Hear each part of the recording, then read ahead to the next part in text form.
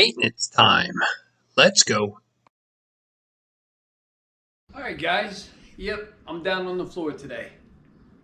Before we get started, I just want to remind you the Coldest. This is the official water bottle of this channel. Down in the descriptions, you can find a link directly for it. Even 24 hours later, still a refreshing drink if you didn't finish it all. This is a smaller bottle. I use this one because it fits right in the tray holder. Okay, so that's the Coldest. This is the Bowflex Max Trainer. We feature this for the workout piece of equipment that we use here. If you want to know more about the pricing, about how to get these, I have a link that will take you directly to Bowflex. You can go right there, get everything you need. All right? Big thumbs up, really helps support the channel. Also, hit the subscribe, hit the bell notification so you know every time that we upload. So today, I get a lot of questions about, oh, I just got this machine and it's making some noises, and you know, how often do I service my equipment, or what do I do to service my equipment? And quite honestly, I haven't done anything until today. And I thought maybe, hey, maybe I'll take you through a couple steps. So one thing that my machine's been doing lately is making, and I noticed it, and you might have noticed it on one of my videos, you can hear click, click, you can hear that clicking noise.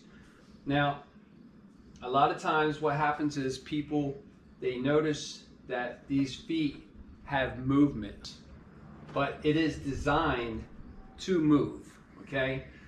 From when you got your machine, you put these things together, all right? The movement that you have is in the roller, and also you're gonna have a little flexibility right there. So what we're gonna attempt to do here is I'm going to attempt to show you up in the corner here, these rollers. You see them? Where the rollers ride? Start by cleaning those. All right? Let me stop the video there. Start by cleaning those. What happens is the rubber builds up, and you'll have, it's almost like a burnt rubber because you're doing so much working out on it. It'll build up on the runway here. The next thing that you can do, what I did today, let me give you another shot here, is this bolt, and you can see up there in the corner, this bolt here, and then let me bring you around to the other side. Hopefully you can see it. There's one right in here. If you take them two with an Allen key, take them two out, okay? You see where I'm pointing?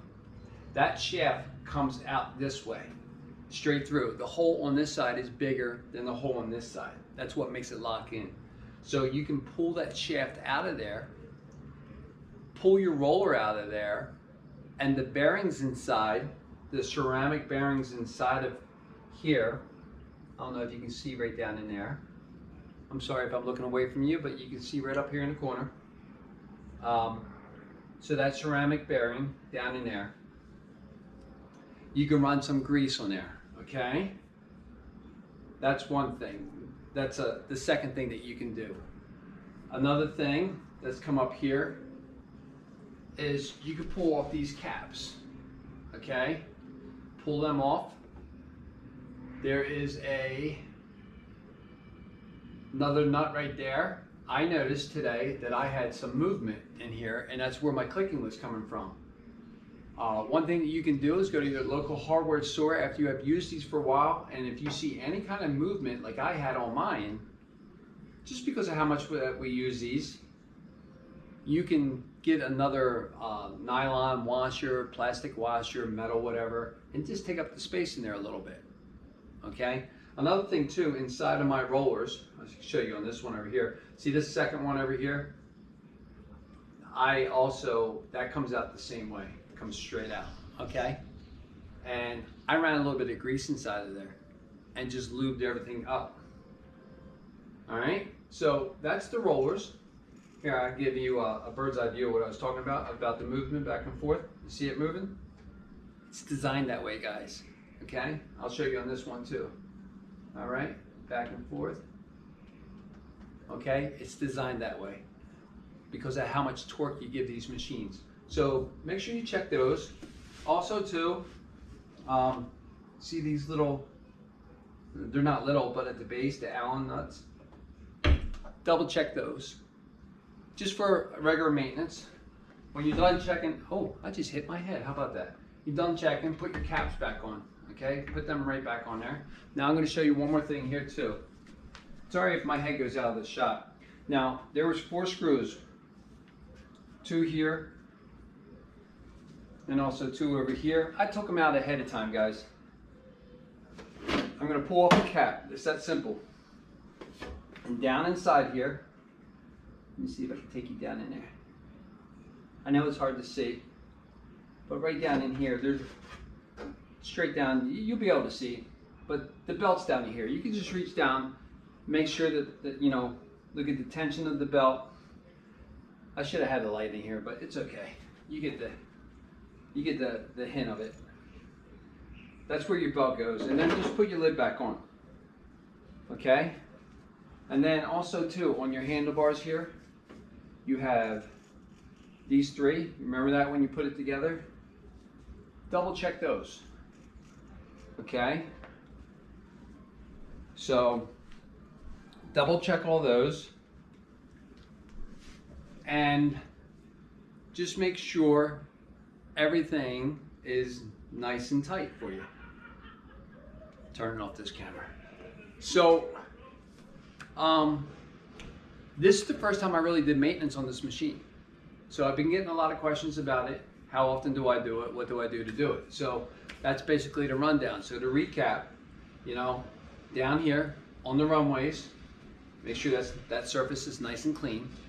And if you have to, get a little screwdriver or something and scrape off the rubber. It's going to happen after a while. If your machine's brand new, it probably won't happen then, but after a while it might happen. So if you're brave enough, pull that roller apart. Like I said, it's a shaft that comes out one way and only one way. And if you unscrew the one side and you leave the one in, you can use that to help you pull the shaft out. Run a little bit of grease or WD-40, whatever you feel comfortable putting inside there. Pull off the cap again, okay? Double check these bolts here to make sure that the arms are tight.